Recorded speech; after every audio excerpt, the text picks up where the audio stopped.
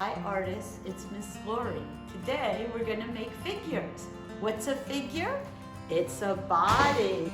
Before we start, press pause and gather your materials. You'll need paper, some crayons, and markers if you want to use them at the end. Break off a small piece of crayon about this size in the color you want to use for your skin color. There's a song that goes head, shoulders, knees, and toes, but there's actually a whole lot more to a figure when you're drawing it. So let's look at our figures. The first shape we're going to do is our torso. Our torso is our shoulders to our hips. That's kind of a long area, and it could be boxy or oval. So draw the torso along with me. We're going to use the side of the crayon. We need to break off a small piece and lay down like cloud shapes. We're going to look for the shape of the body, the torso first, using the side of the crayon. The second thing we're going to look at is our legs. One thing a lot of people don't realize is how long the legs are. I want you to think about the length of the legs because they get us around. We can move on our legs. But our legs have a few different parts. We're going to look at it from the hip to the knee. Hip to knee, and then knee to ankle. And the reason we're stopping at the knee and the ankle is those are places where our body can move. Our knee can bend, and our ankle can rotate and bend.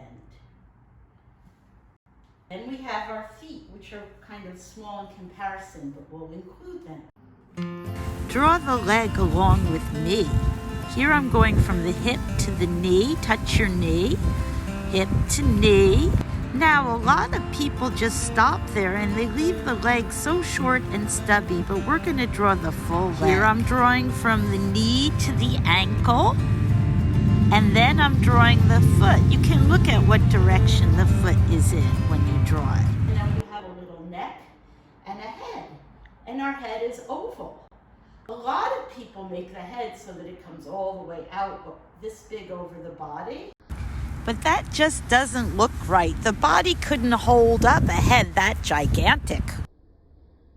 Instead, look in the mirror and see how big your head is. It fits inside your shoulders. It's less wide than your shoulders. What's this? Right on the end of my shoulders, I have my arms.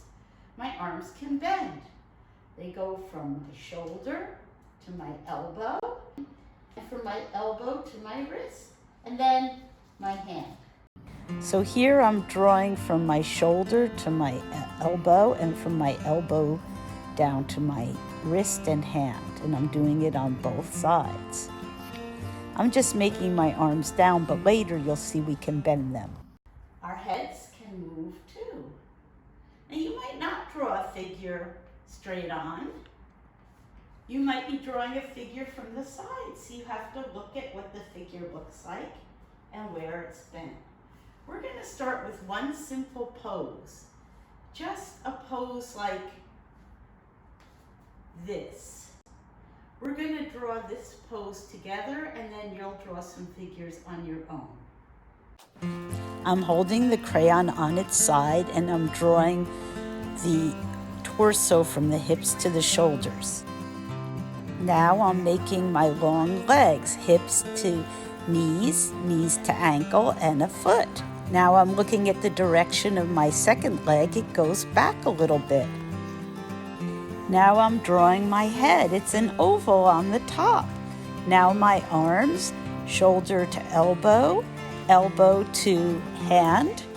Now I'm going to have some fun drawing clothes in and details. I'm outlining my figure. I'm making some pants. Now I'm going to make the features of the face, eyes, nose, mouth, hair. I'm going to make a striped pattern on the shirt. I'm having fun finishing it up. You can draw even more figures.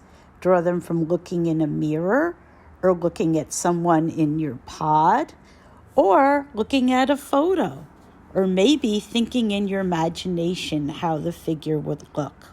Remember to upload it to your Google Classroom file.